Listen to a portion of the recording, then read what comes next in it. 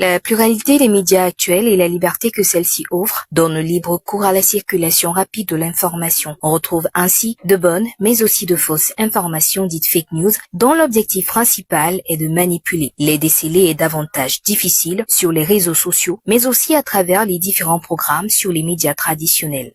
La première attitude que nous conseillons pour déceler le vrai du faux, comme on le dit souvent, le faux dans l'info, c'est justement d'avoir une attitude de méfiance. C'est faire attention à tout ce qui circule en ligne, surtout actuellement avec le contexte préélectoral, douter presque de tout et éviter surtout de partager des informations, même si ces informations sont publiées par des personnes qu'on connaît, parce que parfois ces personnes peuvent avoir des positions ambiguës en fonction de leur position, de leur posture sociale et même politique.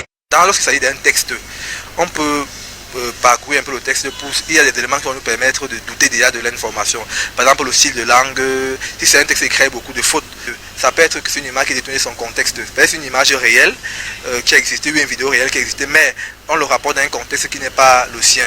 Pour les professionnels de fact-checking, cette discipline qui contribue à déceler les fausses nouvelles audio, vidéo ou tests, il convient d'adopter des techniques et pratiques simples pour mettre hors d'état de nuire les fake news. Être capable de pouvoir de pouvoir douter de cette information et aussi pourquoi pas utiliser des outils basiques de vérification des images, comme par exemple Google Images Reverse. Nous tous utilisons Google au quotidien, mais généralement c'est beaucoup plus pour les requêtes de recherche sur la plateforme. On peut également l'onglet de l'image là qui est sur Google, on peut aussi vérifier une image à travers, en téléchargeant l'image à ce niveau, on peut avoir des éléments pour savoir si une image là est vraie ou pas. Donc, ce que nous disons généralement, c'est de se méfier des titres qui sont souvent à forte intensité émotionnelle. Ça veut dire quand un titre suscite une grosse émotion, que ce soit une émotion de peur, de joie, d'inquiétude, il faut se méfier.